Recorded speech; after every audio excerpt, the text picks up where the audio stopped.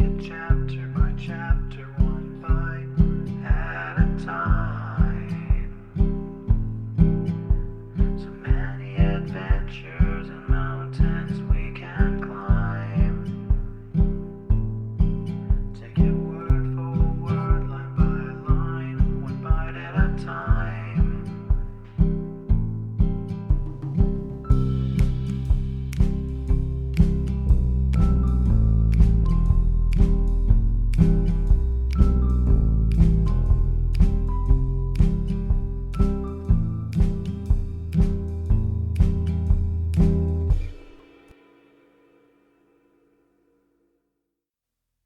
Welcome to Bite at a Time Books, where we read you your favorite classics one bite at a time. My name is Bree Carlile, and I love to read and wanted to share my passion with listeners like you. If you enjoy our show, be sure to follow us so you get all the new episodes. If you want to see exclusive behind the scenes of our show, follow us on YouTube. We would also love for you to drop us a rating on your favorite podcast platform and share our show with your friends. You can catch us on all the social medias at Bite at a Time Books. Today we'll be continuing Anne of Avonlea by Lucy Maud Montgomery. 30. A Wedding at the Stone House. The last week in August came. Miss Lavender was to be married in it. 2 weeks later, Anne and Gilbert would leave for Redmond College. In a week's time, Mrs. Rachel Lynde would move to Green Gables and set up her lairs and penates in the erstwhile spare room, which was already prepared for her coming. She had sold all her superfluous household plenishings by auction and was at present reveling in the congenial occupation of helping the Allens pack up. Mr. Allen was to preach his farewell sermon the next Sunday. The old order was changing rapidly to give place to the new, as Anne felt with a little sadness threading all her excitement and happiness. "Changes ain't totally pleasant, but they're excellent things," said Mr. Harrison philosophically. 2 years is about long enough for things to stay exactly the same. If they stayed put any longer, they might grow mossy. Mr. Harrison was smoking on the veranda. His wife had self-sacrificingly told that he might smoke in the house if he took care to sit by an open window. Mr. Harrison rewarded this concession by going outdoors altogether to smoke in fine weather, and so mutual goodwill reigned. Anne had come over to ask Mrs. Harrison for some of her yellow dahlias. She and Diana were going through to Echo Lodge that evening to help Miss Lavender and Charlotta IV with their final preparations for the morrow's bridal. Miss Lavender herself never had dahlias. She did not like them, and they would not have suited the fine retirement of her old-fashioned garden. But flowers of any kind were rather scarce in Avonlea and the neighboring districts that summer, thanks to Uncle Abe's storm, and Anne and Diana thought that a certain old cream-colored stone jug, usually kept sacred to doughnuts, brimmed over with yellow dahlias, would be just the thing to set in a dim angle of the Stonehouse stairs, against the dark background of red wallpaper. "I suppose you'll be starting off for college in a fortnight's time," continued Mr. Harrison. "Well, we're going to miss you an awful lot, Emily and me. To be sure, Mrs. Lynde'll be over there in your place. There ain't nobody but a substitute can be found for them." The irony of Mr. Harrison's tone is quite untransferable to paper. In spite of his wife's intimacy with Mrs. Lynde, the best that could be said of the relationship between her and Mr. Harrison, even under the new regime, was that they preserved an armed neutrality. "Yes, I'm going," said Anne. "I'm very glad with my head, and very sorry with my heart. I suppose you'll be scooping up all the honors that are lying round loose at Redmond." "I may try for 1 or 2 of them," confessed Anne, "but I don't care so much for things like that as I did 2 years ago. What I want to get out of my college course is some knowledge of the best way of living life and doing the most and best with it. I want to learn to understand and help other people and myself." Mr. Harrison nodded. "That's the idea, exactly. That's what college ought to be for, instead of turning out a lot of BAs, so chock full of book learning and vanity that there ain't room for anything else. You're all right. College won't be able to do much harm, I reckon." Diana and Anne drove over to Echo Lodge after tea, taking with them all the flowery spoil that several predatory expeditions in their own and their neighbors' gardens had yielded. They found the stone house agog with excitement. Charlotta the Fourth was flying around with such vim and briskness that her blue bows seemed really to possess the power of being everywhere at once. Like the helmet of Navarre, Charlotta's blue bows waved ever in the thickest of the fray. "Praise be to goodness you've come," she said devoutedly, "for there's heaps of things to do, and the frosting on that cake won't harden, and there's all the silver to be rubbed up yet, and the horsehair trunk to be packed, and the roosters for the chicken salad are running out there beyond the hen house yet crowing. Miss Shirley, ma'am, and Miss Lavender ain't to be trusted to do a thing. I was thankful when Mr. Irving came a few minutes ago and took her off for a walk in the woods. Courting's all right in its place, Miss Shirley, ma'am, but if you try to mix it up with cooking and scouring, everything's spoiled. That's my opinion, Miss Shirley, ma'am." Anne and Diana worked so heartily that by 10 o'clock even Charlotta the Fourth was satisfied. She braided her hair in innumerable plaits and took her weary little bones off to bed. "But I'm sure I shan't sleep a blessed wink, Miss Shirley, ma'am, for fear that something will go wrong at the last minute. The cream won't whip, or Mr. Irving will have a stroke and not be able to come." "He isn't in the habit of having strokes, is he?" asked Diana, the dimpled corners of her mouth twitching. To Diana, Charlotta the Fourth was, if not exactly a thing of beauty, certainly a joy forever. "They're not things that go by habit," said Charlotta the Fourth with dignity. "They just happen, and there you are. Anybody can have a stroke. You don't have to learn how. Mr. Irving looks a lot like an uncle of mine that had one once just as he was sitting down to dinner one day.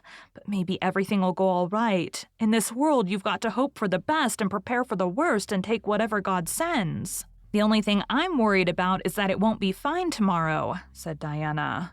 "Uncle Abe predicted rain for the middle of the week, and ever since the big storm, I can't help believing there's a good deal in what Uncle Abe says." Anne, who knew better than Diana just how much Uncle Abe had to do with the storm, was not much disturbed by this. She slept the sleep of the just and weary, and was roused at an unearthly hour by Charlotta the Fourth.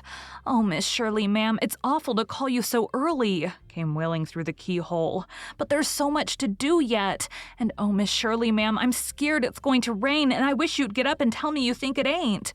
Anne flew to the window, hoping against hope that Charlotta the Fourth was saying this merely by way of rousing her effectually. But alas, the morning did look unpropitious. Below the window, Miss Lavender's garden, which should have been a glory of pale virgin sunshine, lay dim and windless, and the sky over the firs was dark with moody clouds. "Isn't it too mean?" said Diana. "We must hope for the best," said Anne determinedly. "If it only doesn't actually rain, a cool, pearly gray day like this would really be nicer than hot sunshine." "But it will rain," mourned Charlotta, creeping into the room. A figure of fun, with her many braids wound about her head, the ends tied up with white thread sticking out in all directions. "It'll hold off till the last minute, and then poor cats and dogs. And all the folks will get sopping and track mud all over the house, and they won't be able to be married under the honeysuckle, and it's awfully unlucky for no sun to shine on a bride. Say what you will, Miss Shirley, ma'am, I knew things were going too well to last." Charlotta the Fourth seemed certainly to have borrowed a leaf out of Miss Eliza Andrews' book. It did not rain, though it kept on looking as if it meant to. By noon, the rooms were decorated, the table beautifully laid, and upstairs was waiting a bride adorned for her husband. "You do look sweet," said Anne rapturously. "Lovely," echoed Diana. "Everything's ready, Miss Shirley, ma'am, and nothing dreadful has happened yet," was Charlotta's cheerful statement, as she betook herself to her little back room to dress. Out came all the braids. The resultant rampant crinkliness was plaited into 2 tails and tied, not with 2 bows alone, but with 4 of brand-new ribbon brightly blue.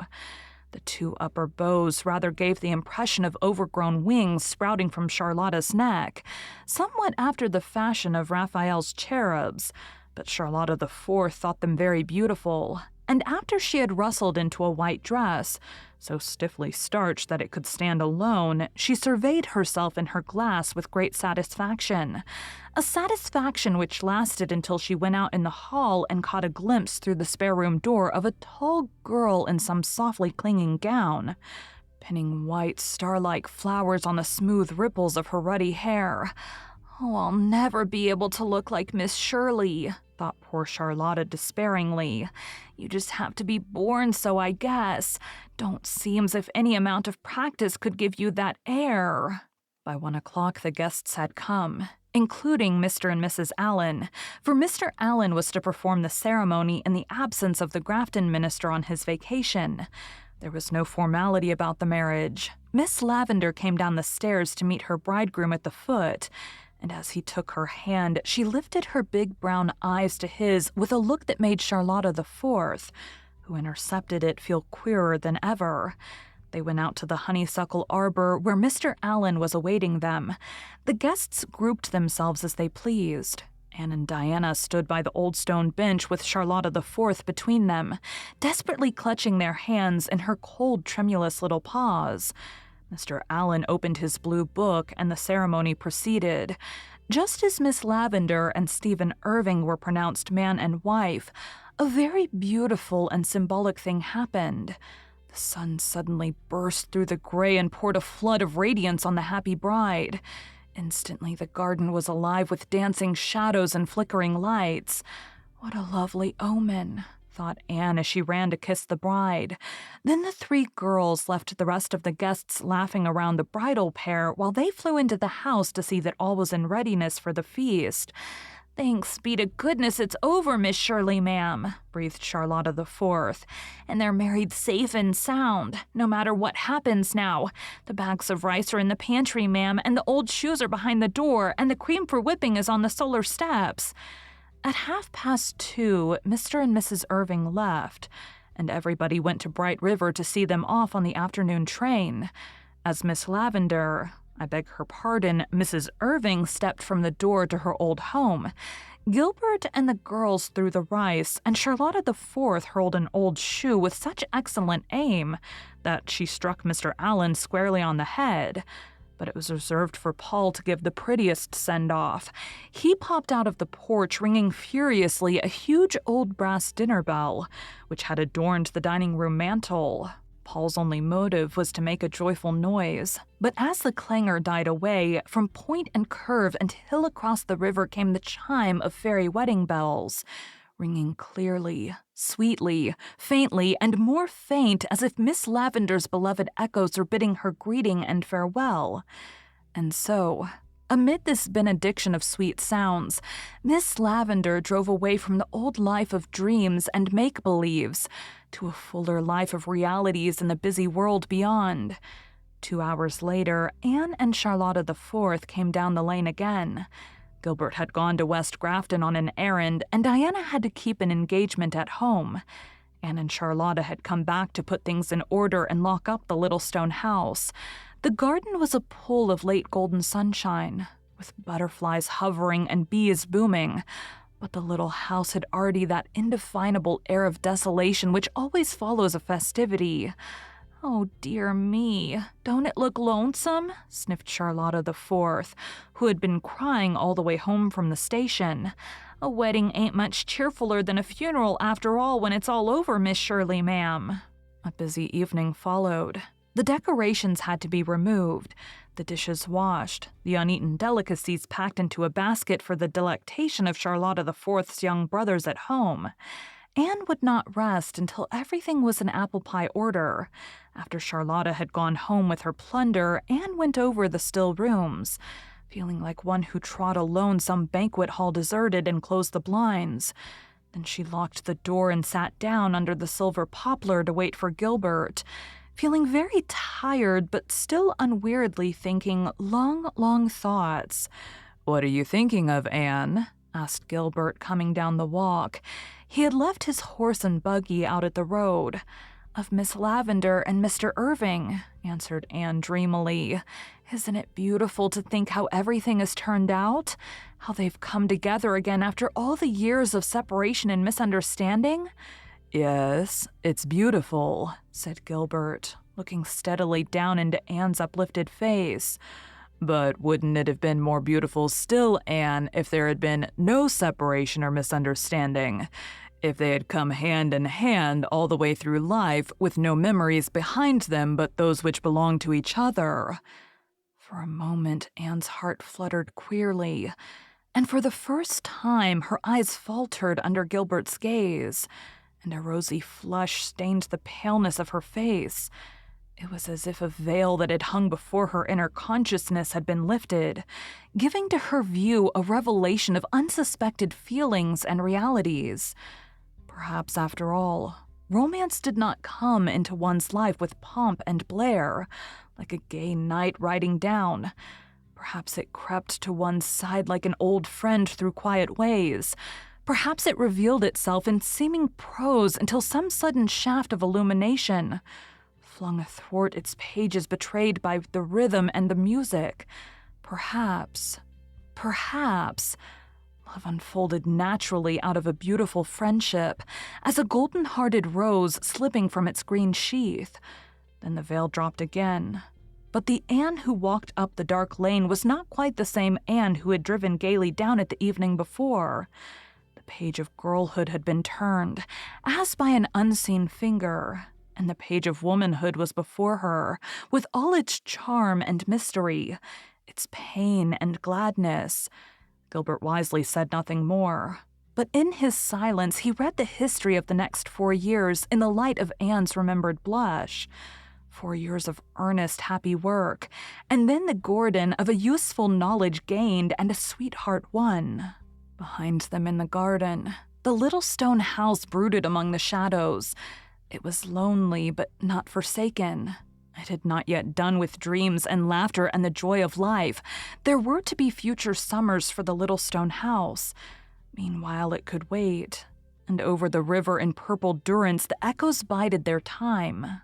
Thank you for joining Bite at a Time Books today, while we read a bite of one of your favorite classics. If you enjoy our show, be sure to follow us so you get all the new episodes. If you want to see exclusive behind the scenes of our show, follow us on YouTube. We would also love for you to drop us a rating on your favorite podcast platform and share our show with your friends. You can catch us on all the social medias at Bite at a Time Books. Again, my name is Bree Carlile, and I hope you come back tomorrow for the first bite of Anne of the Island.